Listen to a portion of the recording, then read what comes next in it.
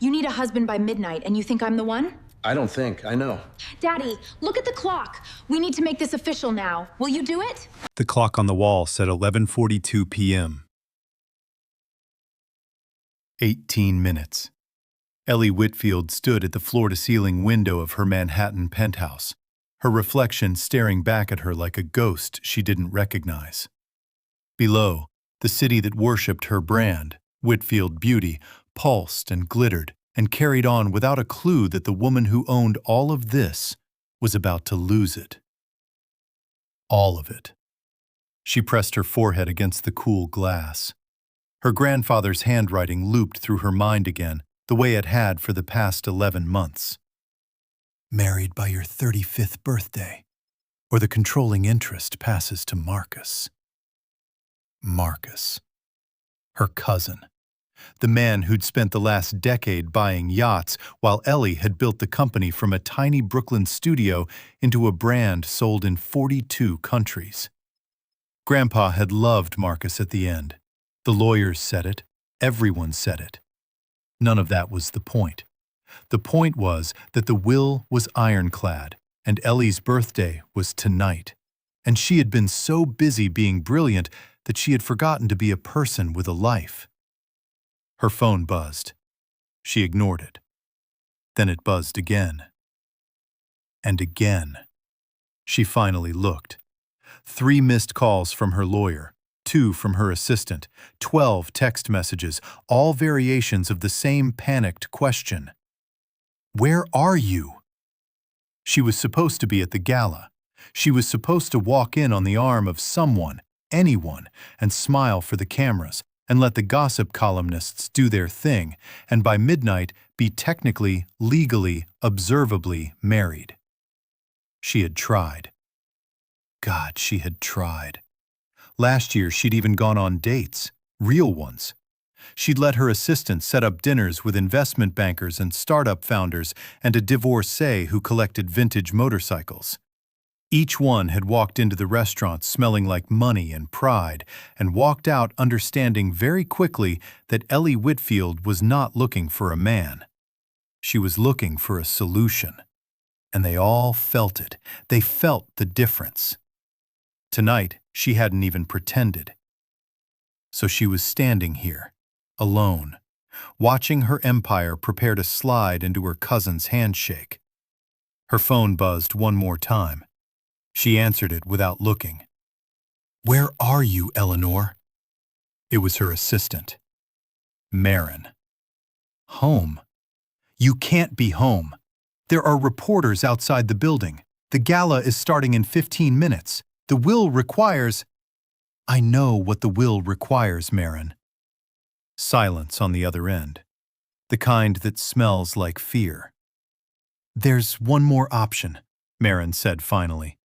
A civil ceremony. We have a judge on standby. We've had one on standby for 3 months. I just need a name and a person. A person, Ellie repeated. A person you can stand next to and say yes to in front of a man with a gavel. Ellie closed her eyes. She thought about calling Marcus, her cousin, and begging. About flying to Bermuda and hiding until the deadline passed and the lawyers took over. About faking her own death just for a second, before remembering her CFO did the books and would notice. How long, she asked, would I have to find a person? 18 minutes, ma'am. That's not a person, Marin. That's a miracle. I know. Ellie hung up. She crossed the penthouse in bare feet, past the black marble kitchen island where her 6-year-old self had once dreamed out loud about someday owning a beauty company. Past the framed photo of her and Grandpa at her first board meeting when she was 26 and terrified. She stopped where she'd stopped 100 times that day, at the doorway of her home office. It was the only room in the penthouse that didn't look like a magazine spread. It looked like a place where someone actually worked. Stacks of contract proposals, a half-eaten salad, and on the desk, a single manila folder she hadn't opened yet because every time she picked it up, her hands started to shake. She opened it, now. It was the late shift maintenance application she'd been ignoring for 6 weeks. The janitorial contractor she used had insisted she personally approve the lead hire for the building's overnight crew. She'd kept putting it off. Tonight, somehow, it was the only folder left on her desk. His name was Marcus Cole. Wait, not her cousin. A different Marcus.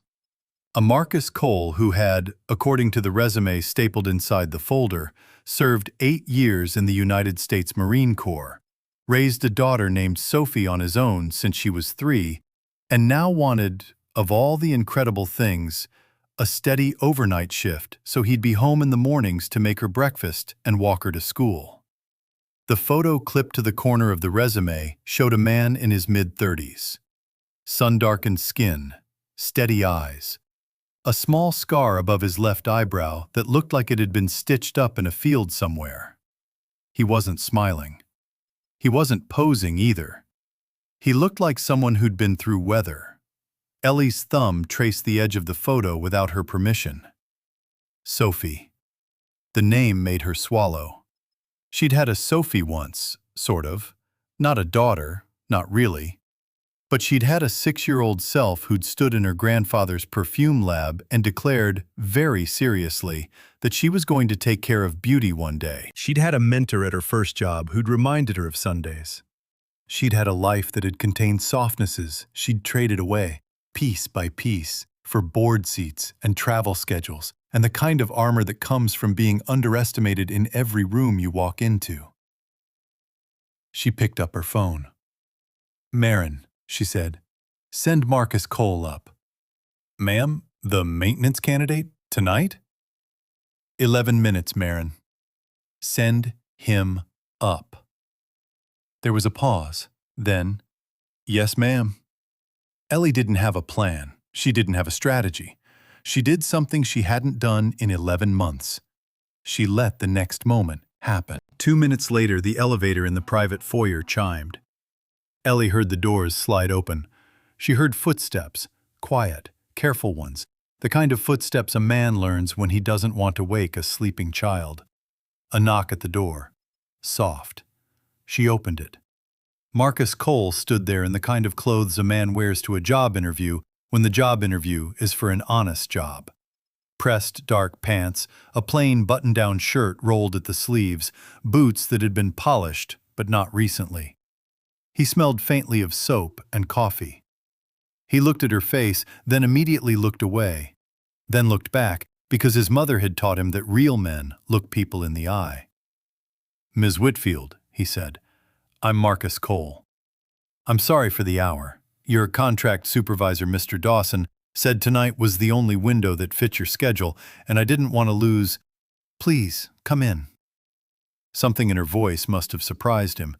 He stepped inside carefully, like a guest trying not to track mud onto a white rug. His eyes moved across the room, the view, the art, the single stem of orchid on the side table, and Ellie saw him absorb it all without flinching. He didn't ogle. He didn't gawk. He just took it in. "Sit down, Mr. Cole. Please, Marcus." Marcus. He sat on the edge of the couch, knees together, hands resting lightly on his thighs. She sat across from him in the chair her grandfather had always used when he was alive. "I need to ask you something." "Okay." "It's going to sound strange." He nodded once, no smile, no joke, just patience. "If I told you that I needed to be married before midnight tonight, and I need to be married before midnight tonight for reasons that I cannot explain in the next 11 minutes, would you consider marrying me?" He stared at her for a long, quiet second. She expected him to laugh. She expected him to stand up, thank her for her time, and walk out. She had rehearsed the apology in her head. She was already constructing it. He didn't laugh. "Are you in danger?" he asked. "What?" "Are you in danger, Ms. Whitfield? Is someone forcing you to get married tonight? Because if so, I can help you with that differently." "No, no one is forcing me." "Are you sick?" "I'm not sick."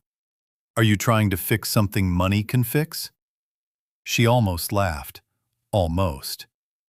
Money is exactly what I cannot use to fix this, she said. And no, I'm not sick, and no one is forcing me. It's a legal condition attached to an inheritance. Tonight is my last possible day to satisfy it. If I don't, I lose control of my company. Not to me, to someone else. Someone who will dismantle what I spent my whole life building. That's not the whole truth, he said softly. She blinked. Excuse me? You didn't build this company to be sold. You built this company because you love what it is. And that part of your voice, the part that shook just now when you said dismantle, that's not a businesswoman talking. That's a person talking. Ellie felt something in her chest she hadn't felt in years. She couldn't name it. Why, Marcus asked, do you need to ask a stranger to marry you tonight? You could have asked a friend. You could have asked a colleague. You could have flown in a man from another continent and paid him and signed a paper and walked away clean. I could have. But you didn't. I didn't. You waited, he said, almost to himself, until the last possible minute. And then you opened the folder on your desk, and you decided. She nodded. Marcus looked down at his own hands. He thought for a long moment. She could see things moving behind his eyes. His daughter, his mornings, his plans. The way he'd told himself he was going to do this right. One job. One good job. One place where, if he showed up and did his work, his little girl could stay in her school with her friends and eat a real breakfast most mornings. I need to tell you something, he said, before you decide. Tell me. I have a daughter. She's 7. She has nightmares and a stuffed rabbit named Clementine, and she asks me every single Sunday if I will teach her how to ride a bicycle. I have raised her alone since she was 3. I am not asking for sympathy. I am telling you that if I do this, whatever this is, I am no longer a man who just exists. I am a man with someone waiting at home. And you should know that before you choose me. Ellie's hands were trembling against her knees. I understand, she said. You don't, completely. But I am telling you anyway. He stood up. He walked to the window. He looked out at the same city she'd been staring at, but he saw something different in it. She could tell by the angle of his jaw. When I was in Fallujah, he said, I learned that you don't always get the chance to choose the right thing. Sometimes you only get the chance to choose the thing that is least wrong. And I have been choosing the least wrong thing my whole life, since Sophie was born. Tonight, Ms. Whitfield, I don't need to know why your inheritance is structured this way. I just need to know one thing. What? Is anyone going to get hurt if I say yes? No one will be hurt, Ellie said. I promise you that. Sophie will be safe. The company will be safe. The only thing that will change is that 2 strangers will technically be married on paper. And on Christmas? You'll be home with your daughter. We will not be together. This is not that kind of arrangement. I have never been cruel to a child. I will not start tonight. He turned from the window and looked at her. Don't, he said quietly. Make promises about a child you haven't met yet. The clock in the hallway ticked over to 11:48. Ellie stood. You should meet her, she said, before you decide. He looked at her like she'd said something in another language. Come with me. They took the elevator down. Marcus hadn't asked where they were going, he'd just followed.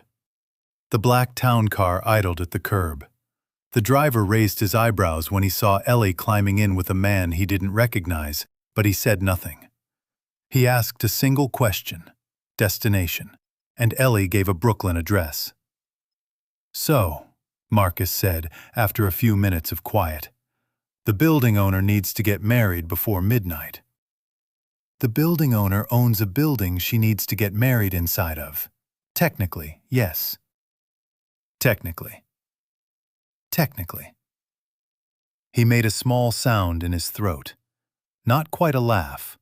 Not quite not a laugh. And if I say no, he asked, what will happen? I will lose the company.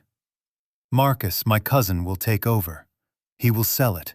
He will break it into pieces because that's what he does with things. He doesn't love things. He loves their price tags. And you, and I will be fine. I have money. I have a name. I will land somewhere. You don't want to land somewhere. You want to land here. She didn't answer. The car pulled up to a small brownstone. There was a single window lit on the second floor. Marcus got out first, and Ellie noticed how his whole body changed the moment his foot touched the curb. Straightened, softened, somewhere between soldier and father. They went up 3 flights of stairs. He used a key. Inside, the apartment smelled like laundry and cereal and the particular vanilla scent of a little girl's shampoo. "Soph," he called. "Daddy." A small voice, sleepy but immediate. "Daddy, you came back! You came back early!" A small body appeared at the end of the hallway in pajamas printed with tiny whales. Her hair was a wild, dark cloud. Her face was the most direct thing Ellie had ever seen in her life. No filter, no angle, no one to impress. Just a child running toward her father, who dropped to one knee and caught her in a hug that was its own kind of cathedral. "Are you done with the thing?" Sophie asked. "I did the thing, baby." "Did you get the job?" He hesitated, the smallest, most careful hesitation Ellie had ever witnessed. "I am still deciding," he said, "but I think yes." Sophie pulled back and looked at him, very serious. "Are you being brave?" "I am being brave." "Good." She nodded with the gravity of a diplomat. Then she noticed Ellie, half hidden in the doorway. "Who is that?" "That's a new friend of Daddy's." "Hello," Sophie said. She didn't smile. She studied Ellie with the same penetrating attention Marcus had shown. And then she walked forward, undeterred, and put out her tiny hand for a handshake. "I am 7. "Nice to meet you, Sophie. I am Eleanor, but you can call me Ellie." "Ellie," Sophie tested. Then, "Are you married?" Ellie's mouth opened, closed. "Sophie," Marcus said gently. "It's a reasonable question," Sophie said matter-of-factly. "Mrs. Patterson said that grown-ups get married and then they don't get lonely. Is that true?" The apartment got very quiet. "Most of the time," Ellie said softly.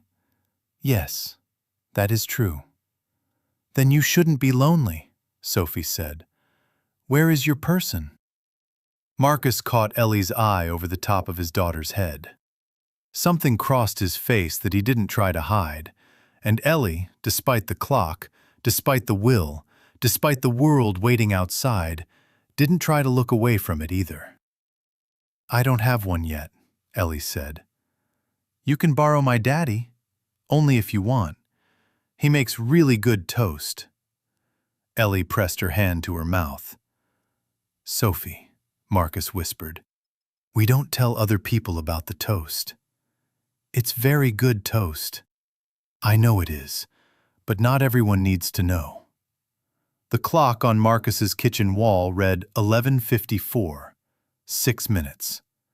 Ellie looked at the man kneeling on his living room floor, holding his daughter's hand, both of them looking up at her now.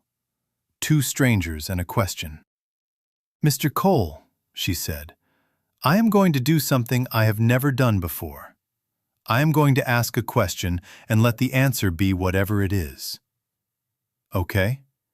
If you are willing, tonight Only for the paperwork, only for the legal condition, only for the company. Would you marry me? So that I can keep the thing I built? So that I don't lose my grandfather's trust? So that my cousin doesn't dismantle what my life has meant? And then I will step out of your way. I will not ask anything of you. I will not interrupt your mornings with Sophie. I will not interrupt anything. I will just see to it that I am not lonely, in the way Mrs. Patterson described. And in return, you will not be lonely when you are working overnight in my building. You will be, technically, not alone. Sophie looked up at her father. "Daddy," she said, with the unmistakable authority of a child who has decided something, "you said you would be brave." He laughed, finally, a real laugh, wet at the edges. "I did say that." 11:58. "I will marry you, Ms. Whitfield," he said, "on one condition." "Name it." "On New Year's Eve, you come back here, for pancakes, and you bring nothing but yourself." Ellie felt the floor tilt under her feet. "I will," she said. "Daddy," Sophie said, "we have to go." They went. The civil ceremony was performed at the Manhattan Marriage Bureau at 11:59 p.m., in a room that smelled like old paper and disinfectant, by a tired but kind judge who had clearly seen stranger things. Marcus wore the same pressed shirt. Ellie wore the silk blouse she'd slept in for 30 seconds that morning. Sophie stood between them in her whale pajamas, holding Clementine the rabbit. At 11:59 and 40 seconds, the judge said, "You may now kiss the bride." Marcus looked at Ellie. Ellie looked at Marcus. They did not kiss. They shook hands, gently, with a small smile they didn't perform for anyone. Sophie, in a small voice, said, "Now Mrs. Patterson's thing is fixed." Ellie knelt down and hugged the girl. She didn't have to. Nobody asked her to. The girl just looked like she needed to be held for a second, so she held her. By midnight, they were technically husband and wife. By 12:04, they were in a black town car heading back to Brooklyn, none of them quite believing what had just happened. Sophie was asleep almost immediately, her head on her father's arm, one small hand curled in the rabbit's fur. Marcus looked at Ellie in the dark of the car. "Thank you," he said. "For what?" "For asking me in person, for not sending a stranger, for letting me meet you before I signed something." "You're welcome." "And," he said after a pause, "for not pretending this is something it isn't." "I will never pretend anything with you, Marcus." He nodded. He looked down at his sleeping daughter. "I will be brave," he said quietly. "I promised. I'll be brave for long enough to help you save what you built." "And I will keep the toast promise," she said. He laughed again, this time in the soft, almost broken way of a man who didn't laugh often enough. "Good night, Eleanor." "Good night, Marcus." She went back to the penthouse alone.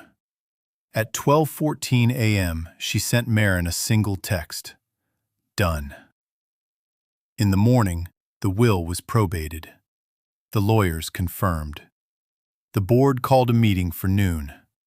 Marcus kept his appointment too, at the building at 11 p.m. for the overnight shift he had been promised. A week later, Sophie, in a serious voice on FaceTime that Ellie didn't know she had agreed to, asked if Ellie was coming for pancakes. Ellie said yes. She showed up in a sweater she'd bought at a bodega on the corner, no makeup, hair pulled back, with a small wrapped box that turned out to be a stuffed fox. Sophie considered it gravely. "Clementine needs a friend," she said. "Good," Ellie said. "You can sit here." Sophie pointed at the small stool by the kitchen counter. "That's Daddy's bravest friend stool. From now on, that's yours."